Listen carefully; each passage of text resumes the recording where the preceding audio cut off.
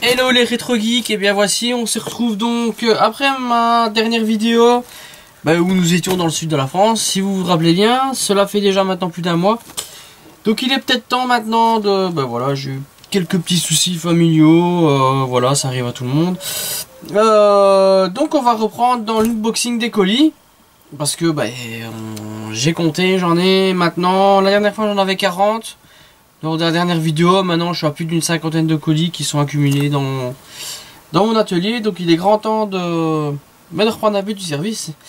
Et donc maintenant je vais un peu m'occuper des derniers colis, enfin des derniers colis entre guillemets. Parce que là on est pratiquement avant confinement. Donc c'est pour vous dire que c'est des colis qui datent de avril 2020 tout simplement. Donc c'est pour ça que dans cette vidéo il n'y aura pas beaucoup de colis déballage. Il y a 4 colis seulement. Parce que... il y a eu quelques petits soucis dans cette période où les frontières étaient bloquées. Donc les colis se sont fait super rares. Par contre le mois d'après ça a été le gros déblocage. Et là il y a quand même pas mal de colis. Donc si vous voulez voir ce qui se cache dans ces colis, eh bien c'est tout de suite après cette petite introduction.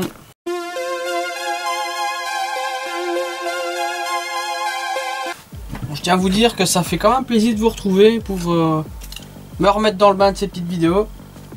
Bon, on va faire un petit peu de ménage. On va poser ça là. Et on va commencer par le premier petit colis. Donc, colis qui date du 16 avril 2020. Bon, a priori, un colis qui est passé par le shipping eBay. Ah, je me rappelle plus du tout ce que c'est. Depuis le mois d'avril, vous pensez bien. Il y a eu quand même de l'eau qui a coulé sur les ponts. Il s'agit d'une carte graphique. J'en ai acheté un paquet entre temps. Et donc nous voici en présence d'une très belle 8800 GTX. Alors c'est une Gainward. Une 768 mégas. De toute façon en 8800 GTX donc sortie c'était le top en 2006. C'était le haut de gamme de chez Nvidia. Donc c'était juste avant les 8800 Ultra qui sont sortis donc l'année suivante. Les 8800 GTX quand elles sont sorties, elles étaient plus ou moins de l'ordre des 650 € à peu près. Et donc elles étaient au-dessus donc des 7900 GTX qui étaient juste là. Et des 7950 GTX GX2 me semble-t-il. Donc voilà. Elles commencent à se faire un petit peu rare ces cartes parce que... c'est la pleine période où il y avait des petits soucis BGA. Donc comme c'est quand même on va dire que le couleur type blower comme ça n'était pas très efficace. Et donc elles ont eu beaucoup de soucis de BGA. Donc maintenant pour les retrouver en fonction, ça devient quand même relativement compliqué. Je souligne toujours à bon prix bien évidemment, parce que si vous voulez mettre le prix vous trouverez toujours tout ce que vous voulez. Ça c'est un fait certain. Mais voilà, et moi étant collectionneur, comme vous le savez très bien, je ne mets pas non plus des prix exorbitants, je me fixe un budget. Et donc voilà. Donc premier petit matériel de cette vidéo, donc une 8800 GTX Gainward qui provient d'Angleterre. Normalement est vendu censé être fonctionnel, pardon. Donc nous testerons tout ça. Là dans son jus, elle n'est pas trop poussiéreuse. Hein. Donc enfin voilà, on voit un petit peu les petits pads d'origine, style pâte thermique avec un filet comme ça. Bon, on verra ça plus tard donc pour le test de cette carte. Voilà pour le premier colis. Ensuite, second colis. Alors, ça fait quelques mois mais je me souviendrai toujours de ce que c'est parce que quand j'ai reçu ce colis, j'ai vu le nombre de timbres et que l'Italie à ce moment-là était en super période rouge coronavirus où il y avait strictement rien qui quittait le pays. Mais j'étais étonné que ce paquet-ci est passé. Donc il date exactement, pareil, hein, du 16 du 4 2020. Hein, donc, et ça normalement il s'agit d'une carte mère. Carte mère qui étant destinée à une de mes Dream Build. En principe censé est vendu, du moins je l'ai payé une histoire, je pense, dans les alentours de 7-10 euros, quelque chose comme ça. Je pense, parce qu'elle était... elle est vendue non fonctionnelle. Donc, c'est un modèle qui est quand même... c'est pas courant. Je me suis dit pourquoi pas, à ce prix-là, tant qu'à faire, autant essayer. Nous verrons bien si cette carte est fonctionnelle. Donc, normalement. Alors, j'étais quand même étonné par contre de l'emballage. Il y a une petite facture a priori.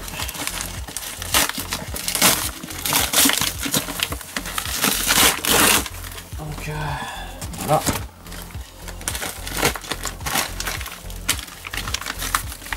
Donc il y a déjà quand même quelques euros de timbre. Hein. Compte 2, 4, 6, 8, 10, 12. On est déjà à 12 euros. Et après il y a même des timbres plus anciens qui ne sont même pas encore en euros. Donc, amis collectionneurs de timbres. Alors. Oh, c'est écrit en anglais. Repairing maybe need to be tested. More wide new CPU and BIOS. Donc il dit qu'il n'y a pas la backplate. Donc il dit en faulty not working motherboard. Turn off black screen only. Donc vendu uniquement pour for spare parts recovery. Bon. Voilà, moi c'est clair, c'est bien ce qui me semblait. Je me rappelais bien de ça. Et donc, ah ben voilà, on a même, ah ben voilà. Donc je l'avais bien payé, voilà, 7 euros. Donc voilà, le 8 avril, date de vente, le 8 avril 2020. C'est une copie de l'annonce. Donc voilà, donc il s'agit d'une carte mère socket 775. Alors justement, voilà, je voulais savoir si c'était une deuxième version. On va d'abord déballer ça. Et a priori c'était bien une deuxième version.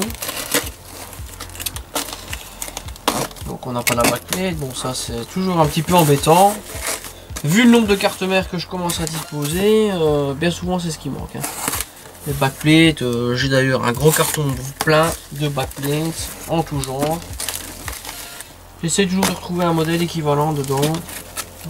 Ça arrive parfois, mais c'est pas souvent le cas. C'est souvent des cartes mères qui font un peu... Il y avait un standard apparemment dans le temps, enfin dans les cartes mères un peu plus âgées. Il y avait un standard, mais à l'heure actuelle c'est un peu tout le monde qui fait à sa sauce. Donc c'est compliqué parfois de trouver les bonnes backplates. Mais bon, c'est pas vraiment le sujet de la vidéo. C'est bien emballé. Voilà. Hop. Ça c'est à la poubelle. Et il y a encore un peu de scotch là. J'essaie toujours de récupérer tout ça bien correctement. Alors. Rien encore, eh ben, décidément. Alors, et encore tout ça. Hop. Bon,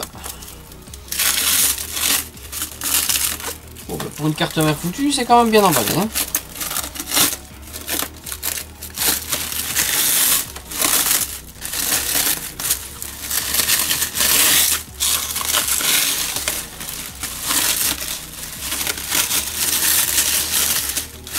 Nous sommes toujours dans les cartes mères Asus. Hein, oui, j'ai une petite préférence pour la marque Asus. Ne me demandez pas pourquoi. Alors. Donc, nous voici en présence d'une Asus P5A D2E Premium. Voilà. Donc, c'était le top du top en 2004. C'était le top en 775 en 2004. Et il s'agit d'une révision 1.05. Donc, il y a eu deux versions de cette carte. La première version avec un chipset Intel i925X qui ne supportait donc que les CPU en FSB 800. Et ensuite la deuxième version donc avec un chipset i925XE qui lui supportait les CPU donc en FSB 1066. Donc j'espère que c'est une version 2 comme a priori indiqué dans les caractéristiques. Apparemment c'est un XE d'après le papier, mais j'en suis pas sûr. Je pense que pour cela il faut démonter les deux petits rades pour s'en assurer, parce que j'aimerais bien associer cette carte mère là à un Pentium 4, donc un 3 Go 4 Extreme Edition qui est donc en FSB 1066, parce que donc c'est donc une carte mère, comme je le répète, destinée à une de mes Dream Build, donc en l'occurrence ma Dream Build 2004 Intel. Donc si celle-ci est une première version, ben malheureusement je ne supporterai pas le CPU que je veux lui coller. Donc on laissera de toute façon voir si cette carte mère est fonctionnelle. A priori les pins du socket sont intacts. La carte mère physiquement ne semble pas avoir de soucis. Je vais voir s'il n'y a pas une piste ou l'autre qui est coupée à l'arrière. Je ne vois pas de griffes. Non. Par contre, je pense que c'est aussi dans l'une des premières cartes qui avait un morceau de PCB en plus à l'arrière, le fameux Asus Cool, qui est censé dissiper un peu mieux la chaleur du CPU. Maintenant c'est intégré au PCB, on ne le voit même plus. Ici on voit bien que c'est une carte, un morceau de PCB ajouté. Donc ben, je vais peut-être essayer de vérifier là maintenant. Voir un peu sur le... Je sais pas si je le vois sur le South Bridge ou sur le North Bridge. La version du chipset. On va essayer de voir ça tout de suite.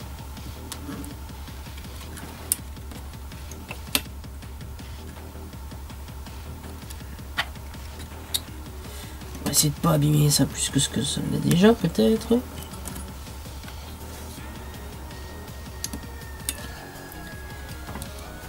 Alors on fait un petit pivotement pour décoller un petit peu.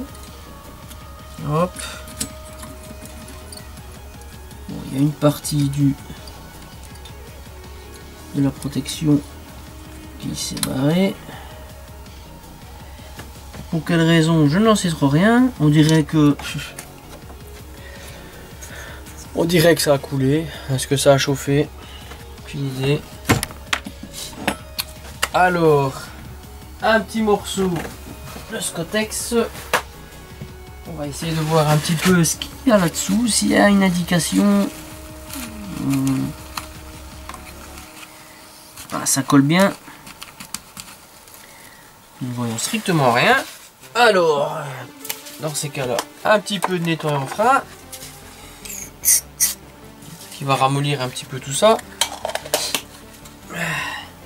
Et voir si j'ai une indication sur le die du chipset, ou alors si sur le South Bridge que je verrai cette indication là, ou alors il y a peut-être une différence autre.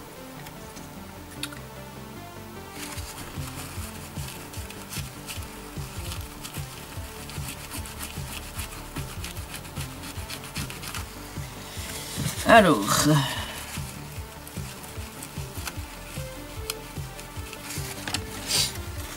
de quelle version il s'agit? Et c'est bien un Intel 925 XE qui est bien là-dessous. Magnifique, il s'agit donc bien d'une deuxième version. Superbe. Bon, plus qu'à essayer de refaire repartir cette carte. Et n'empêche que je vois que même la soudure des condensateurs traverse la fameuse plaque State Cool. Je vois que physiquement ils n'ont pas l'air abîmés, donc On va voir, est-ce que c'est le BIOS qui a foiré ou est-ce que c'est un MOSFET qui est en défaut, j'en sais trop rien. Nous verrons donc ça à l'autopsie. Hop, on va le mettre là pour pas le perdre et on va mettre ça de côté. Allez hop, on met ça. Ah ben on va essayer d'empiler ça sur quelque chose d'autre. Voilà. Alors, troisième colis de la petite vidéo. Bon alors cette fois-ci, rappelez-vous lors d'une précédente vidéo, j'étais certain d'avoir quelque chose de bien dans un de mes colis. Et malheureusement c'était pas le cas, mais cette fois-ci j'en suis sûr, je suis sûr et certain de ce qu'il y a dans cette carte, dans ce carton. Donc Franz, si tu regardes cette vidéo, c'est pour toi cette partie-là. Cette fois-ci, je le dis haut et fort, c'est bien ce que je pense. Je ne me rappelais plus l'avoir acheté, mais finalement, bah, ça sera ma deuxième carte mère sur ce socket-là. On va essayer de pas trop y aller à la barbare. Voilà. Un petit colis donc, date inconnue, je ne me rappelle plus la date, il n'y a pas d'indication, qui vient d'Allemagne.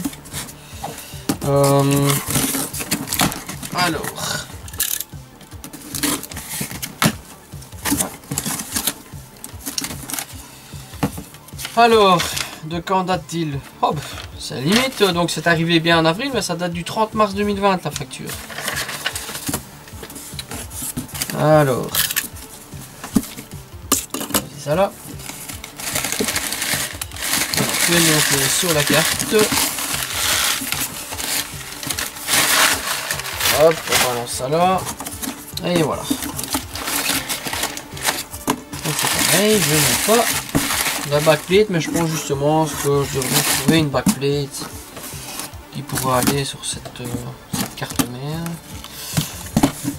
Alors, donc nous avons donc droit à une fabuleuse carte mère en slot A. Alors, il s'agit d'une MSI modèle MS6167. Alors, donc, c'est une carte mère basée sur le chipset AMD 750, intégralement. Et donc, à l'époque, c'était un petit peu la guéguerre, hein, avec donc le lobby Intel. Le slot A n'était pas vraiment répandu. Si, à part les Asus K7, où ces cartes mères là avaient pas mal d'options dans le BIOS, dans l'overclocking, ce que celle-ci est totalement dépourvue. D'ailleurs sur le site à l'époque de chez MSI, à part trouver les drivers du BIOS, on ne trouvait strictement aucune info sur cette carte mère, parce que on va dire que MSI a sorti cette carte mère entre guillemets juste pour faire plaisir à AMD, parce que bon voilà, ils se cachaient un petit peu pour éviter d'avoir les petits foot de guerre de chez Intel à l'époque. Donc c'est un AMD, donc slot A, c'est un K7, donc un 500, donc c'est un 500 MHz. Alors j'ai déjà oublié ce que c'était tous les chiffres à côté, mais donc c'est bien un slot A de 500 MHz avec une barrette de RAM. Alors je ne saurais pas vous dire la quantité de RAM puisque toutes les étiquettes ont été arrachées. Donc ces cartes mères, elles sont super rares à trouver sur eBay.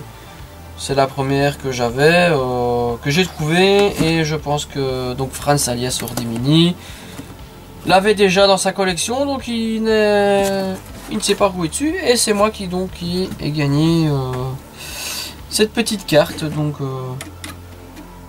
avec un petit couleur master dessus, qui je pense est foutu comme la plupart du temps. Donc ben voilà, donc ben c'est peut-être une carte mère qui ira dans une Medule Bit, même si le CPU n'est pas adapté, parce que en 1999, donc l'année de ces CPU, c'était, il me semble, 750 MHz qui était le corps plutôt, je me semble-t-il, qui était le plus gros processeur à ce moment-là.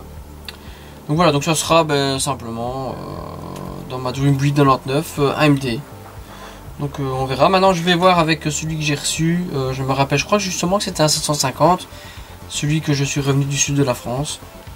Donc on verra compléter ça si l'autre carte mère est meilleure, parce qu'avec une petite option overclocking c'est toujours sympa dans le BIOS. Parce que ici apparemment, a priori, ben voilà, elle faisait juste ben, le minimum légal, on va dire. Voilà pour ce colis. Donc cette fois-ci Ordi, Franz, c'était bien ma petite carte mère en slot A. Voilà pour ce colis. Alors, je me rappelle plus combien j'avais payé ça d'ailleurs. Est-ce qu'il y avait le montant? Donc voilà. Donc au total j'en ai eu pour 75 € la carte mère. Donc 60 € la carte mère avec le CPU. Ah, apparemment 256 mégas de RAM. Et avec 15 € de frais de port. Voilà, les frais de port ça tue souvent sur rêver. Mais bon. Alors ici, encore un colis qui vient de... Qui provient de où? Ben, d'Italie. Un colis qui vient d'Italie. Transporté par UPS. Qui date du 22 avril. Du 22 avril 2020. Alors là par contre, aucune idée de ce que c'est. Autant les autres, j'avais une petite idée. Là par contre, rien. J'ai pas du tout d'idée de quoi c'est. De ce que c'était. Je ne sais pas. Bon, on se cache l'ouverture du paquet. Alors on va aller là au milieu. Voilà, on va casser le carton en deux. Voilà. Ouais. Attention le bout de doigt. J'en ai encore besoin s'il vous plaît. A priori je vois des condensateurs de cartes graphiques. On va racheter des cartes graphiques à ce moment-là. Hop. Ah, je vois qu'il y en a plusieurs. Alors, je crois bien que j'avais acheté. Je crois que je vérifie dans mon historique eBay un petit lot de cartes graphiques à pas cher. Qui était non testé, il me semble. Vous remarquez que j'aime bien acheter du non testé. Hein. Des fois on a de la chance. Mais ça doit être du Zotac, ça y ressemble. Ouais, ça doit être du Zotac ou... Ouais. Du bas de gamme en tout cas. Donc une carte graphique en AGP. Passive, donc c'est pour ça que je dis bas de gamme. Et effectivement, donc une 6200, 256 mégas en DDR2. Voilà. Pour moi m'amuser sur HWBot. Parce que je vais un petit peu me lancer dans les V-Mode, donc ce genre de petite carte qui paye pas de mine, qui coûte rien, bah, si ça grille, bah, tant pis, c'est pas grave. Ah, une carte graphique Hercule. Ah, ça par contre, ça devient plus intéressant. Ça, c'est plus intéressant. Alors, de quel modèle il s'agit? Il y a un petit dissipateur de RAM qui se balade. Ouais. On dirait les mêmes dissipateurs qu'il y a sur les 9800. Waouh, il y a du beau HB là-dessus. Hop, encore un deuxième dissipateur. Hop. Ok. Avec un... C'est sérieux. Je pense pas que c'était fonctionnel ce genre de bidouille. Ouais, pourquoi pas. Ah, une 9600 Pro. Donc une 3D Prophet 9600 Pro. Ben je n'en ai pas. Je n'en ai pas encore dans ma collection. C'est super. Ou par contre, donc vous voyez le magnifique HB. Donc il a fixé un ventilateur ou même non, un ventilateur complet de chipset. Où il a découpé. Il a découpé ici au niveau des ailettes pour que le carré du ventilateur passe. Et ça a été collé. Je pense pas que ce genre de montage devait être super efficace. Voilà, donc au lieu de racheter un ventilateur adapté aux cartes graphiques, bah voilà, on a droit à un super beau bidouillage. Bon, et bon, on verra si cette carte teste, si cette carte fonctionne, pardon. Donc j'ai le dissipateur là. Ouais, magnifique, ok. Bon, voilà. Voilà pour cette carte. Bon, alors, qu'avons-nous d'autre?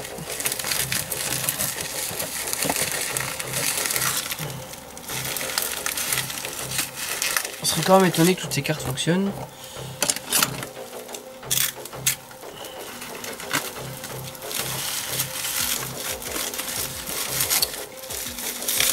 Ah.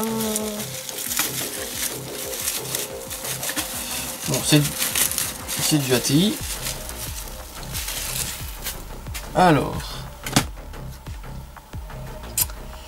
qu'est-ce donc comme carte graphique? Bon, c'est du PCI Express. Alors, c'est une X550 XT. Bon, c'était du milieu de gamme, hein, donc je présume parce que c'était des X800, il me semble, ouais. Sauf qu'il y avait le X, il y avait les X300, bas de gamme, X500, milieu de gamme, et donc les X800 qui étaient le haut de gamme. Ouais, donc c'est à mon avis PCB de référence ATI. Donc c'est une TD 256 mégas. TD, donc ça doit être une Asus. Ah, ça m'étonne. Ça m'étonne. Voilà. À tester, pareil. WBot ou pour une config rétro. Alors, carte suivante. Donc ça nous fait déjà 3 cartes graphiques. Alors si je dis pas de bêtises, il y en avait 6 ou 8. Je sais pas. Je pense que j'avais payé ça 14 €. Hein. Ne bougez pas, je pense. Donc je dis pourquoi pas.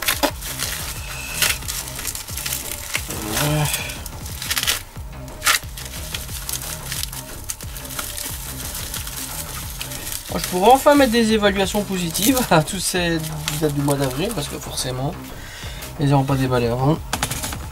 Alors, encore une X550, mais classique cette fois-ci, c'est pas une XT, une 128, en 64 bytes, wow, magnifique, ça doit être super puissant. D'ailleurs, celle-ci est complètement passive, avec au moins un condensateur mort. Il est bien prêt à exploser. C'est une Saphir. Voilà. Belle petite carte. Hop. Quatrième carte donc. Ensuite, j'en vois encore une autre là.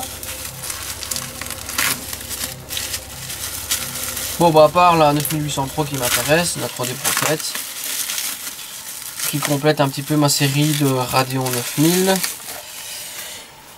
Donc une carte graphique Palette bien poussiéreuse, en RGB. Une FX 5550. Voilà. En 128 mégas. Voilà. À tester donc. Pareil, hein. HWBot. C'est du bas de gamme, donc j'en fais rien d'autre. Alors, encore une note. Donc ça nous en fait combien là déjà? 5. Ouais. Ça nous fait 5 cartes. Ce qui nous ferait 6 cartes avec celle-ci. Encore du AGP en saphir, toujours. Et ça ressemble bien aussi à du 9600, ça par contre. Je commence à connaître les radiateurs. 16 du 9 2004, ok. Alors, est-ce que c'est bien ça? Ouais, une Radeon 9600, 250 mégas de RAM en saphir. Voilà. À tester éventuellement pour compléter ma collection de Radeon 9000. Et bien voilà. Donc 6 cartes graphiques. Pour une histoire de 14 € me semble-t-il. À tester donc. Je ne sais pas si je vais faire la vidéo tout de suite après ou peut-être demain de tester toutes ces cartes, tant qu'à faire, tester ça en même temps dans la même vidéo, histoire d'allonger un peu. Je sais pas du tout combien de temps va durer cette vidéo. Mais voilà, donc c'était pour reprendre un petit peu en douceur. Vous voyez d'ailleurs il fait un petit peu noir dans mon local là maintenant, parce que là je pense qu'il est déjà maintenant, quelle heure est-il? Il est 19h38. Donc voilà, donc il commence, l'hiver arrive bientôt, donc il commence à faire noir un peu plus tôt. Donc voilà, si cette vidéo est finie, eh ben, je vous dis à la prochaine. Donc la prochaine, je vais essayer de faire une vidéo pour la semaine prochaine. Ça me plairait bien parce que ben, voilà, j'aimerais bien avancer un petit peu dans mes colis. Et j'aimerais bien enfin vous proposer du contenu, entre guillemets, un peu plus attractif que du unboxing, comme j'avais déjà dit précédemment. J'ai encore ma configuration 2080p qui attend toujours dans mes cartons.